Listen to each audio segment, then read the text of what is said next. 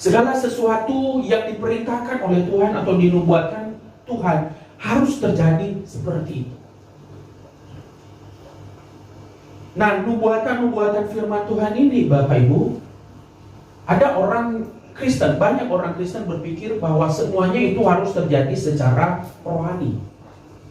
Ya, semua harus terjadi secara rohani. Tetapi ternyata setelah saya perhatikan, Bapak Ibu, mulai dari Kejadian sampai Wahyu itu saya perhatikan, saya renungkan, ternyata nubuatan-nubuatan Tuhan ini tidak hanya secara rohani terjadi, tetapi banyak terjadi secara harafiah. Ya, terjadi secara harafiah. Firman Tuhan berkata kepada Adam dan Hawa, di dalam taman ini ada banyak pohon-pohonan, dan ada segala buah-buahnya, boleh kamu makan buahnya. Segala pohon-pohonan dalam taman ini boleh kamu makan, semuanya sesuka hatimu kamu boleh makan. Hanya buah pohon pengetahuan yang baik dan yang jahat dan pohon kehidupan, kamu tidak boleh makan buahnya. Sebab pada hari kamu memakannya, kamu pasti mati. Ya, kamu pasti mati. Kalau kita tanya ini kepada orang lain, Bapak Ibu, kepada umat Tuhan, kepada banyak orang Kristen, apakah betul-betul Adam dan Hawa ini mati pada hari yang memakannya? Orang akan berkata, enggak. Kalau begitu mati apakah yang dimaksud? Maka banyak orang Kristen mengatakan mati yang dimaksud adalah mati rohani, putus hubungan dengan Tuhan. Dan hanya sebatas itu. Nah, Bapak Ibu yang dikasih oleh Tuhan, apakah benar hanya soal mati rohani? Soal mati rohani saya tidak bantah. Saya tidak mengatakan itu tidak benar. Saya tidak mengatakan tidak putus hubungan manusia dengan Tuhan. Itu terjadi secara rohani terjadi, tetapi secara jasmani pun terjadi, Bapak Ibu. Di dalam 1 Petrus dia berkata, satu hari bagi Tuhan, bagi manusia 1000 tahun. 1000 tahun bagi manusia sama dengan satu hari bagi Allah. Nah, kalau Bapak Ibu pernah baca, umur manusia paling panjang itu berapa? 99. Berapa? 80. Wah, di dalam Alkitab itu paling lama, itu paling panjang umurnya, paling banyak umurnya 969 tahun. 969 tahun. Itu namanya Metusalah. Umurnya 969 tahun. Kalau begitu tadi 1000 tahun bagi manusia sama dengan satu hari bagi Tuhan. Manusia ini umurnya sampai satu hari enggak? Karena dia mati 969. Sampai satu hari enggak? Tidak. 969 tahun. Itu umur paling banyak. Jadi manusia itu mati pada hari yang sama. Ya, menurut pandangan Tuhan. Memang menurut kita secara ini wah umur panjang. Jadi kalau umur manusia 969 tahun, berarti umur kita hari ini belum termasuk remaja nih. Kalau ukuran 969 tahun, betul nggak? Jika dibandingkan dengan Metusalah yang umurnya 969 tahun, umur kita hari ini belum sampai satu hari. Belum nyampe, seperempat pun belum nyampe. Ya. Belum nyampe, belum termasuk balita. Masih batita mungkin. Iya kan? Karena jarang yang umur 100 tahun sekarang. Jadi Bapak Ibu yang dikasih oleh Tuhan, itulah yang sedang terjadi. Jadi apa yang difirmankan oleh Tuhan, baik secara rohani maupun secara harafiah, pasti akan terjadi. Dan ini yang harus kita perhatikan. Dan di dalam Matius pasal 5 ayat 18 dia berkata, sebelum semuanya ini terjadi, atau langit dan bumi tidak akan lenyap, sebelum segala sesuatu hukum Taurat ini akan terjadi. Jadi semuanya itu harus terjadi secara harafiah. Meskipun ada hal-hal yang rohani juga harus terjadi. Nah, hari ini saya mau ajak kita membuka Alkitab kita di dalam Hakim-Hakim pasal 1. Hakim-Hakim pasal 1 ayat 1 dan 2. Ayat 1, 2, dan 3 lah ya. Hakim-Hakim 1 ayat 1 sampai 3. Keadaan orang Israel setelah Yosua mati. Kalau sudah dapat, kita baca bersama-sama Bapak Ibu. Hakim-Hakim pasal 1 ayat 1 sampai 3. 3, ya. Sesudah Yosua mati, orang Israel bertanya kepada Tuhan, siapakah daripada kami yang harus lebih dahulu maju menghadapi orang Kanaan untuk berperang melawan mereka? Firman Tuhan, suku Yehuda lah yang harus maju. Sesungguhnya telah kuserahkan negeri itu ke dalam tangannya. Lalu berkatalah Yehuda kepada Simeon, saudaranya itu, majulah bersama-sama dengan aku ke bagian yang telah diundikan kepadaku, dan baiklah kita berperang melawan orang Kanaan. Maka aku pun akan maju bersama-sama dengan engkau ke bagian yang telah diundikan kepadamu. Lalu Simeon maju bersama-sama dengan dia, dan seterusnya dan seterusnya. Bapak Ibu, mungkin kita bertanya, kenapa kok di sini mereka maju berperang lagi? Dikatakan mereka maju berperang lagi dan merebut bagian-bagian mereka yang belum mereka jangkau. Padahal dikatakan mereka sudah sampai ke tanah Kanaan. Mereka sudah sampai di seberang sungai Yordan. Tapi kok di sini dikatakan Yehuda berkata, siapa? Ayo saudaraku. Dia berkata, dia mengajak ke saudara Simeon, ayo maju bersama-sama dengan aku untuk merebut bagian milikku. Ya, mungkin ini yang menjadi pertanyaan. Bapak Ibu, saya mau sampaikan, kalau Bapak Ibu kita baca mulai dari kitab Yosua, ya, memang betul Yosua dan orang Israel sudah sampai ke tanah Kanaan, dan bagian-bagian mereka itu sudah dibagi-bagikan. Ada 12 suku orang Israel, 11 suku sudah dibagi-bagi semuanya, dan termasuk orang Lewi juga sudah dibagikan semua tanah, wilayah yang menjadi bagian mereka sesuai dengan firman Tuhan.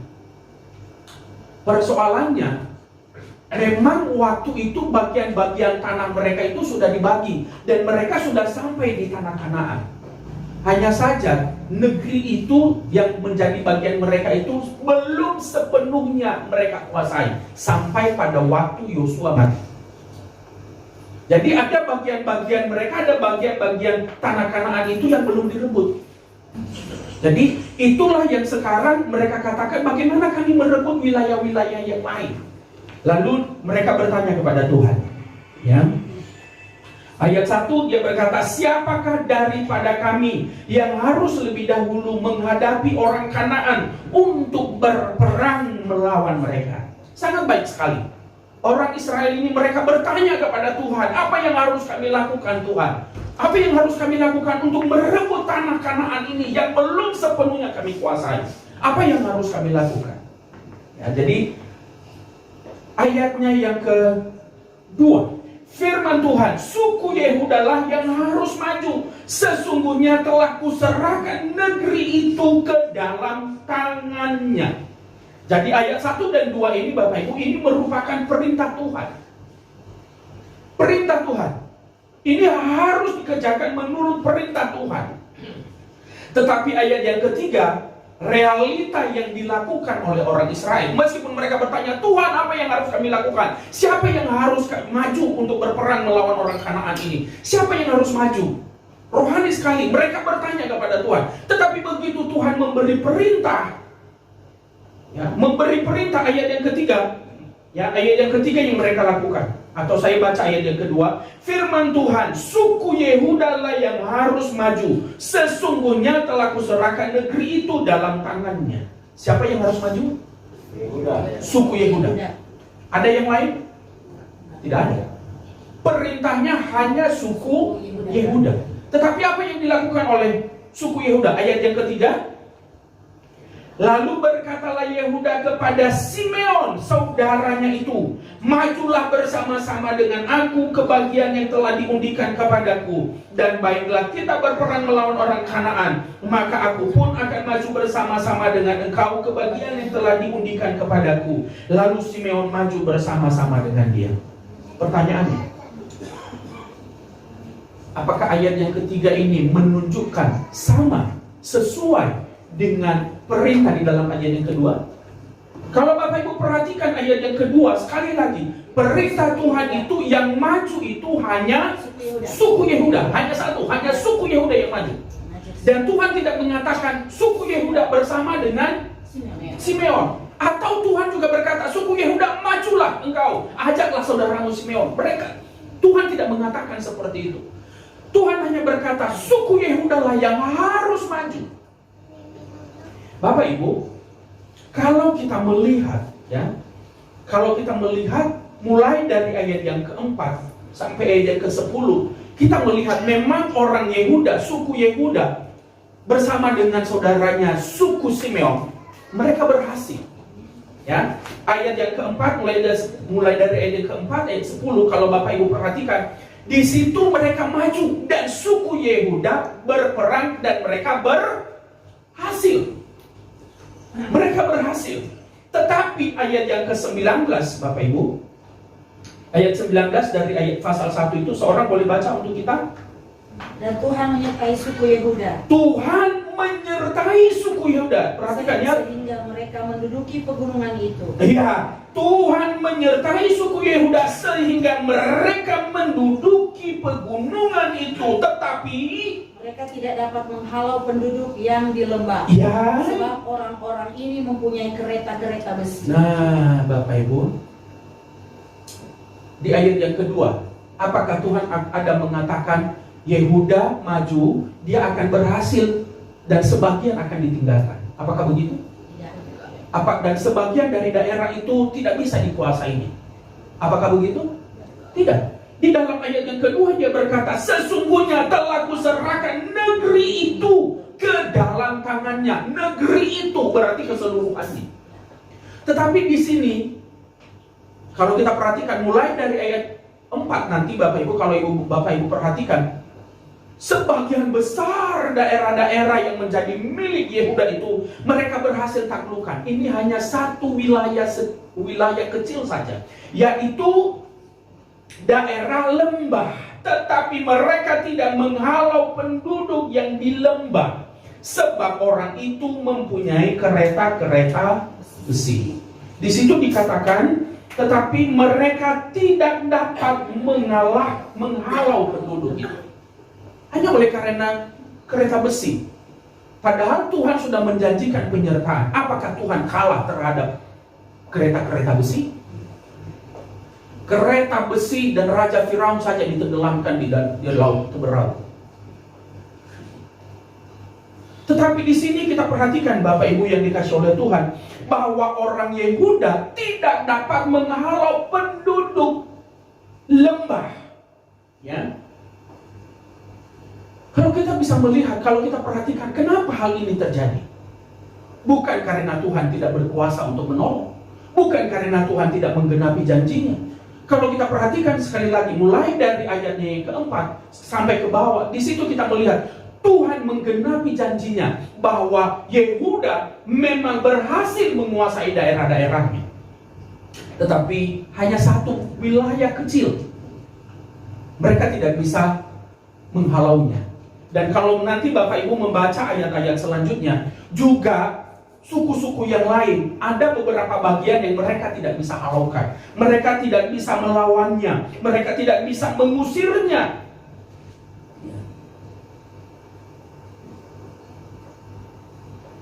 Ayatnya yang ke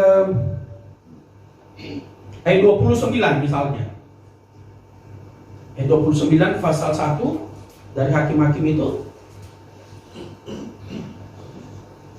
Efraim pun tidak menghalau orang Kanaan yang diam di Geser, sehingga orang Kanaan itu tetap diam di tengah-tengah mereka di Geser. Ayat 30. Suku Zebulon tidak menghalau penduduk Kitron dan penduduk Nahalol, sehingga orang Kanaan itu tetap diam di tengah-tengah mereka walaupun sebagai roti. Iya, dan seterusnya dan seterusnya. Bapak Ibu, padahal kalau kita baca nanti di dalam pasal 2 dan seterusnya, Tuhan sudah memerintahkan sebelumnya bahwa seluruhnya harus ditumpas, tidak boleh ada yang ditinggalkan. Kenapa? Tuhan sudah mewanti-wanti, sebab kalau kamu meninggalkan orang-orang itu sedikit, mereka akan menjadi cerat bagi kamu. Sebab mereka adalah bangsa-bangsa penyembah berhala. Dan Tuhan tahu bahwa meskipun kecil, bangsa-bangsa ini akan dapat menarik hati orang-orang Israel. Itu sebabnya Tuhan berkata, jangan sedikit pun kamu biarkan, semuanya harus ditumpas.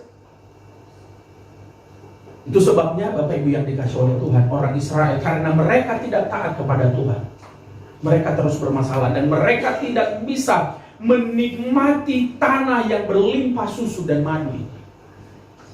Mereka tidak bisa menikmatinya dengan tenang. Baik sepanjang perjanjian lama pun sampai hari ini mereka tidak tenang di negeri ini. Kenapa hal itu terjadi? Karena mereka tidak taat kepada Tuhan. Karena mereka tidak taat kepada perintah Tuhan. Itu sebabnya Bapak Ibu yang dikasih oleh Tuhan, kita sebagai umat Tuhan, kita harus mengikuti seluruh perintah Tuhan. Sebab segala sesuatu harus berjalan sesuai dengan perintah Tuhan. Jadi dalam hidup ini, kita semuanya harus menjalankan hidup ini sesuai dengan kehendak Tuhan. Hal ini juga kita bisa lihat misalnya di dalam Keluaran, Bapak Ibu. Keluaran pasal 25. Keluaran pasal 25 ayatnya yang ke 8 dan ayat 9. Silakan seorang boleh baca untuk kita. Dan mereka harus membuat tempat kudus bagiku. Nah ini perhatikan ya. Dan mereka harus membuat tempat kudus bagiku, terus Supaya aku akan diam di tengah-tengah mereka. ayat 9. Menurut segala apa yang kutunjukkan kepadamu sebagai contoh kemah suci dan sebagai contoh segala perabotannya, demikian Harus kamu membuatnya. Harus. Ayat yang ke-10. Haruslah mereka membuat tabut dari kayu penaga. Terus Dan 2,5 hasta panjangnya, 1,5 hasta lebarnya, dan 1,5 hasta tinggi. Iya, dan kalau Bapak Ibu baca terus nanti sampai ayat-ayat berikutnya, ayat 11, ayat 12, 13, 14, semua selalu didahului dengan kata harus. Harus. Jadi harus sesuai dengan kehendak Tuhan, harus sesuai dengan perintah Tuhan. Nah, sekarang kita melompat di dalam pasalnya yang ke-39 dari Keluaran ini. Pasal 39 ayat 42 dan 43. Tepat seperti yang diperintahkan Tuhan. Tepat seperti yang diperintahkan Tuhan kepada Musa. Demikianlah dilakukan orang Israel segala pekerjaan melengkapi itu. Iya, ayat yang ke-43. Dan Musa melihat segala pekerjaan itu dan sesungguhnya lah mereka telah melakukannya seperti yang diperintahkan Tuhan. Demikian mereka melakukannya, lalu Musa memberkati mereka. Iya, jadi Bapak Ibu, di sini Musa juga memerintahkan kepada orang Israel yang dalam mengerjakan pembangunan kemah suci itu, dia berkata harus tepat yang harus kamu lakukan. Harus tepat sesuai dengan perintah Tuhan. Dalam membangun kemah suci, dalam membuat segala perabotannya harus tepat. Baik bahannya, baik ukurannya, baik posisinya, harus tepat. Tidak boleh melenceng. Tepat seperti yang Tuhan perintahkan. Sekarang pasalnya yang ke-40. Pasal 40 ayat 1. Silakan. Berfirmanlah Tuhan pada Musa. Ayat 2. Pada hari pertama dari bulan pertama haruslah engkau mendirikan kemah suci, yaitu kemah pertemuan ini. Iya, haruslah engkau membangun. Kalau ayat pasal 39 tadi, di situ diberitahukan seluruh umat Israel melakukan pembangunan itu. Mereka mempersiapkan seluruh bahan-bahannya, mereka membentuknya. Ya, Tuhan memberitahukan harus begini, harus begini. Ya, apalagi misalnya ya ada pelita emas. Itu banyak peraturannya, ada tombolnya, ada bunganya, ada harus modelnya begini, ukurannya tingginya seperti ini. Semuanya harus tepat. Nah, sekarang di dalam pasal 40 ayat 2 ini dia berkata, Musa, sekarang pada hari pertama, bulan yang pertama, haruslah engkau mendirikan kemah suci itu. Jadi seluruh perkakas ini, seluruh yang telah kau kerjakan ini, sekarang bangunlah, tepatkanlah pada posisinya. Kemudian Bapak Ibu yang dikasih oleh Tuhan, Ayatnya yang ke-16. Ayat 16 dari Keluaran 40 itu. Dan Musa melakukan semuanya itu tepat seperti yang perintahkan Tuhan padanya, demikianlah melakukan. Iya, dan Musa melakukan semuanya itu tepat seperti yang diperintahkan Tuhan kepadanya. Demikianlah dilakukannya. Ketika semua berjalan sesuai dengan perintah Tuhan, sesuai dengan kehendak Tuhan. Ayat 34 dan 35 silakan. Keluaran 40 itu. Lalu awan itu menutupi kemah pertemuan dan kemuliaan Tuhan memenuhi kemah suci. Iya. Sehingga Musa tidak dapat memasuki kemah pertemuan sebab awan itu hinggap di atas kemah itu dan kemuliaan Tuhan memenuhi kemah suci. Iya, dan seterusnya dan seterusnya. Jadi Bapak Ibu yang dikasih oleh Tuhan, ketika orang Israel dan Musa menjalankan, melakukan segala perintah itu tepat sesuai dengan perintah Tuhan, maka Tuhan juga memberkati pekerjaan itu. Tuhan memberkati usaha mereka dan Tuhan hadir di tengah-tengah umat itu. Jadi Bapak Ibu yang dikasih oleh Tuhan, saat ini kita juga dalam menjalani hidup ini, firman Tuhan sudah banyak kita dengar, firman Tuhan sudah banyak kita bicarakan, dan sekarang Alkitab berkata kita harus melakukannya tepat supaya segala janji-janji Tuhan ini kita bisa terima. Kita harus mengikuti seluruh perintah Tuhan tepat seperti yang Tuhan mau. Amin. Amin. Sebab segala yang diperintahkan oleh Tuhan itu harus terjadi demikian tepat. Tepat seperti yang Tuhan katakan, itulah yang harus terjadi. Segala perintah, segala nubuatan akan terjadi dan harus terjadi secara harafiah dan secara rohani. Jadi Bapak Ibu yang dikasih oleh Tuhan, inilah yang harus kita perhatikan. Kita bersyukur kepada firman Tuhan ini. Kita bersyukur kepada Tuhan sebab Ia memberikan perintah yang baik kepada kita. Itu sebabnya di dalam Wahyu pasalnya yang pertama ayat 3 dia berkata, berbahagialah mereka yang membacakan, mereka yang mendengar, dan mereka melakukannya.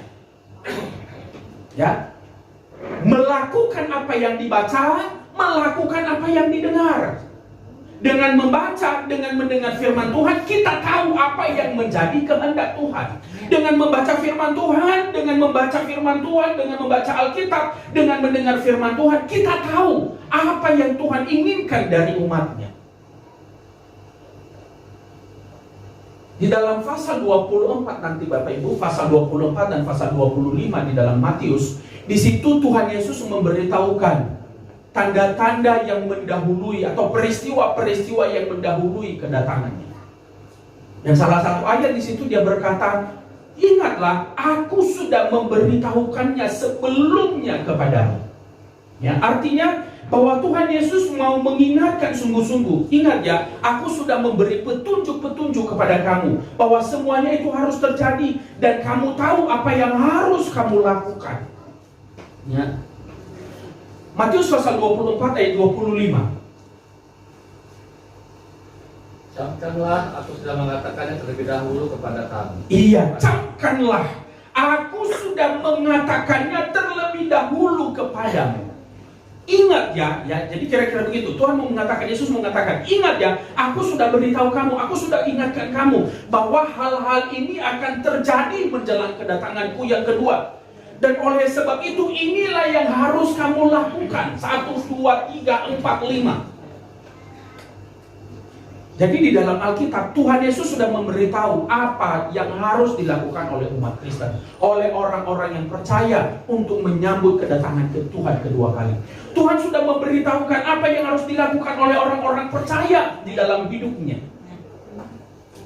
Jadi Bapak Ibu yang dikasih oleh Tuhan, kita pun hari ini sebagai umat Tuhan, mari kita melakukan segala perintah yang Tuhan sudah beritahukan kepada kita. Sebab segala sesuatu, segala nubuatan Alkitab harus terjadi, harus tergenapi. Tuhan Yesus sudah mau datang. Dan di dalam Wahyu pasal 22 ayat yang ke-7 dia berkata, aku datang segera. Berbahagialah mereka yang melakukan segala nubuatan dalam kitab ini. Aku datang segera. Nah, jadi mari kita melakukannya, mari kita mengambil bagian dalam firman Tuhan ini, maka kita akan menjadi orang-orang yang bahagia. Kita akan bersuka cita di dalam Tuhan. Amin.